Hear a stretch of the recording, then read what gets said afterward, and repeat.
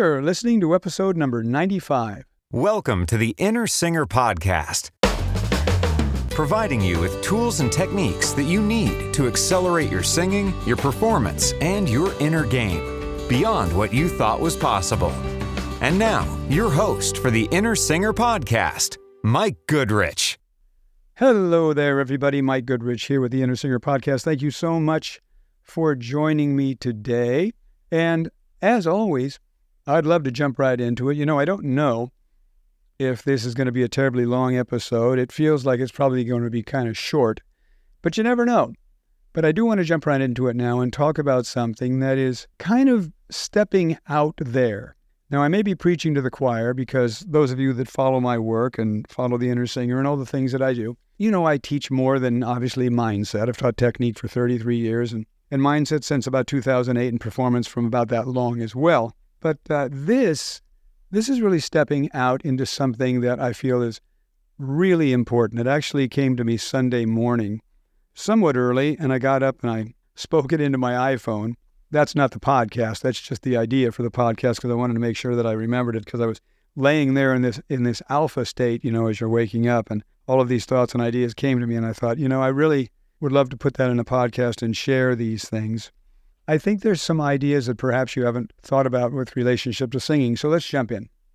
The way I see it and the way that it feels to me is that singing is a very high vibrational act. It's a high vibrational activity with a very high energy to it. I believe to get the best results, the results that we want, we need to match frequency with singing. Singing is joyful, it's expressive, it's creative, it's expansive. It's all these amazing qualities in it, right, that reflect a high vibration and a high frequency.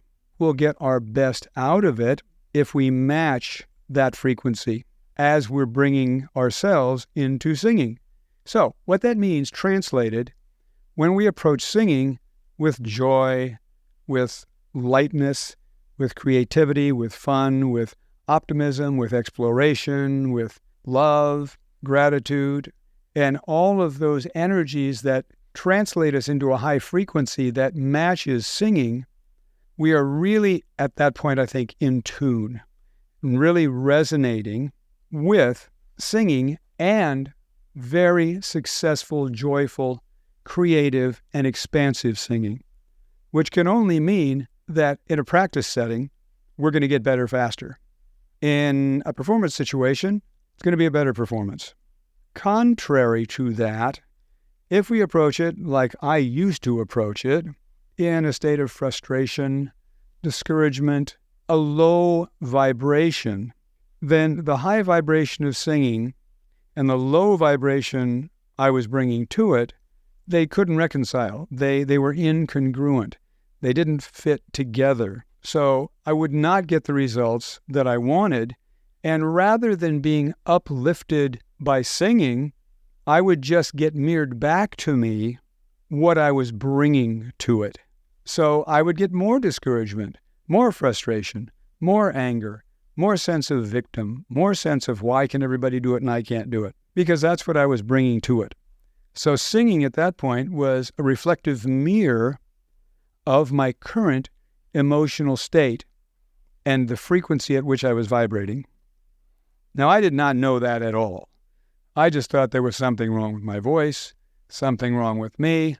I didn't know any of this. None of this had been revealed in any way. Nobody that I know of, 30, 40 years ago was talking about any of this stuff like this in relationship to singing. And that's why I think it's so important. I keep saying I think. Let me say this. I know it's so important. I should edit the word think out of all of this because nobody cares what I think. What matters is what's true. And this is absolute true. And it has been proven that we are all energy, that there's a quantum field of infinite possibilities that exists for us. That has to exist for singing and our voice. If we match the frequency of the possibility that we prefer to experience with our voice versus matching the frequency of the qualities that we don't prefer with our voice. hence discouragement, fear, anger, frustration, victimhood, all of that. That's what we'll get, right? But if we begin to match the frequency and get on a vibratory place where we bring ourselves up to a place of joy, gratitude, love, acceptance, excitement, expansion, creativity, all these great things, gratitude, then we're in line with what we want to create, and we're vibrating in such a way that at that point singing will mirror back to us our vibration and our energy, which at that point resonates with all the things we actually prefer and want out of singing, which is to have a really great voice, to love our voice, to have really tons of fun singing, to be able to interpret anything we want, have a range to sing anything we want. It all starts with the energy. It all starts with where we are resonating and with what we are resonating. So it's very important that we know this, because this isn't wishful thinking anymore. It's not pie in the sky. It's not, gosh, I hope that's true.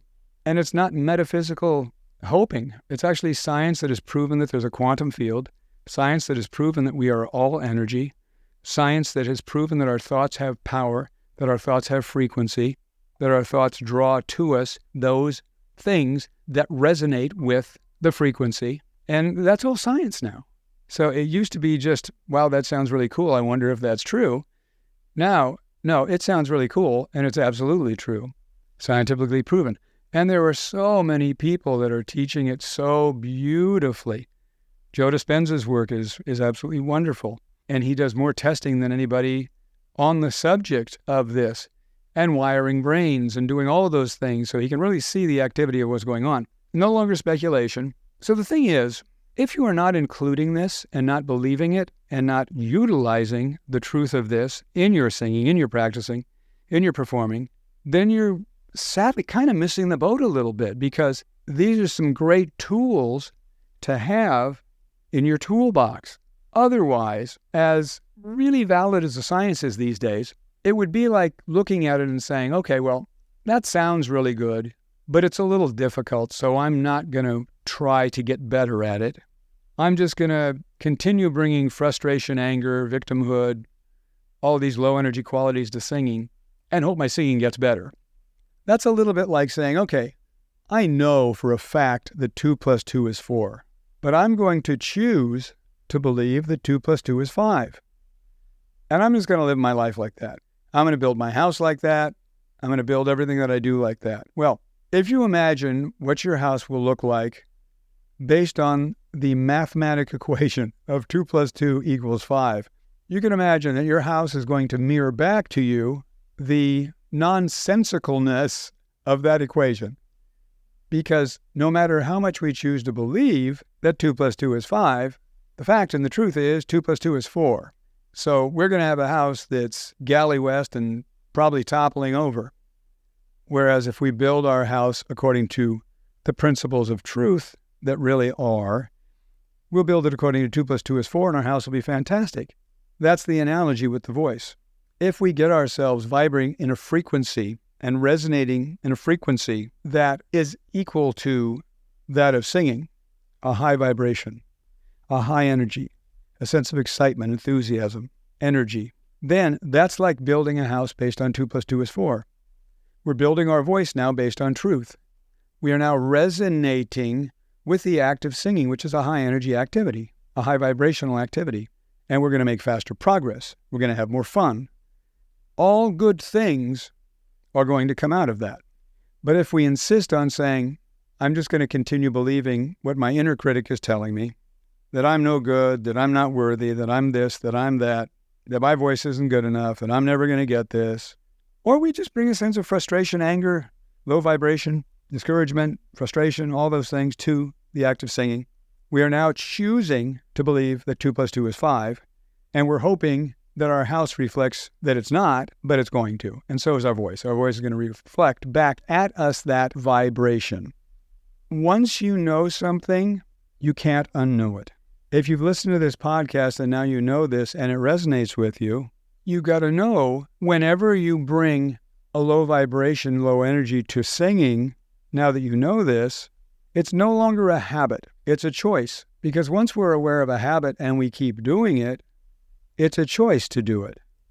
And the choice is usually based, or always based, we always move towards what we feel is beneficial to us.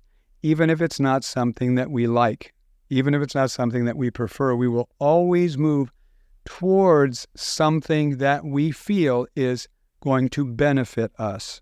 So in that kind of a situation, you have to, or you don't have to do anything, but you can ask yourself, what would I have to believe about myself in this situation for me to continue to behave like this in this situation? What would I have to believe that is true about myself? In other words, what's the benefit of continuing to believe this? What benefit am I getting out of approaching singing from that place? Because once we know, if we continue to do it, like I say, it's a choice. And I'm talking to myself too. I'm not preaching up here on a pulpit, for goodness sake. I'm talking to myself too. I deal with this stuff every day in many aspects of my life, and even singing still. But I know when I go down that road that I'm now choosing to do it. And the benefit of knowing you're choosing to do it is you get to look in the mirror and say, wow, the way I'm approaching this right now is very negative. And I know it's negative. I'm aware of that. Therefore, I'm choosing to do that. What benefit am I getting out of that? And what would I have to believe about myself in this situation to continue choosing that? Why do I think this is benefiting me? And then it's a wake-up call. It's like, well, it's not making me feel good. This isn't benefiting me at all. So maybe I have the functional choice to make a different choice, raise my vibration, and get into a different place. So I just invite you to be very aware of the energy that you bring to singing, because the energy that you bring to singing is the energy that you're going to get reflected back from singing, from your voice. If you're unhappy with your voice, I'm speaking to myself here and for myself.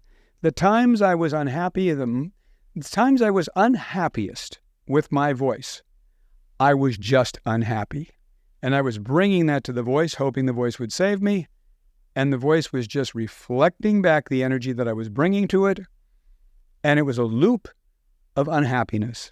The same voice, if I approached it from joy, enthusiasm, excitement, optimism, would reflect back to me a really great vocal day.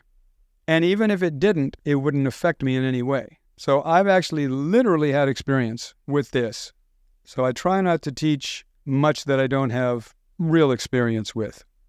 And I've definitely had experience of getting anger, frustration, disappointment mirrored back to me by my voice, and joy, optimism, excitement, gratitude, fun, expansion mirrored back to me with my voice. But it's not the voice. It's what I'm bringing to the party. It's the vibration, the energy I bring to the party that gets mirrored back to me. So keep that in mind. This is a little longer than I thought it would be, but I think I'm going to edit some down and just get the main points in there. But this was a little stream of consciousness. Sometimes I like to just close my eyes and talk. And sometimes I don't. Sometimes I'm walking around. This was one of those that was fun to do for me. So I hope you got a lot out of it, or at least I hope you got something out of it. And let me segue into, if you would like to be a fearless singer, which this will really absolutely help you do, then grab my free book, Fearless Singing. Comes with some great video bonuses. It talks about mindset, technique, and performance, puts all the three of them together, and you'll see how the synergy of those make for absolute magic in fearless singing and performing. And it's free. You can read it in less than an hour. Links in the description. Comes with some great video bonuses as well. I think you're going to love it. Let me take the word think out of that. I know you're going to love it. How's that for confidence? Anyway, thanks for listening. I'll see you soon. Grab the book. Bye-bye. Thank you for listening to the Inner Singer Podcast. And please share this with all of your singing friends. And head on over to iTunes and subscribe. And if you found it of value, give us a nice rating. Thanks so much.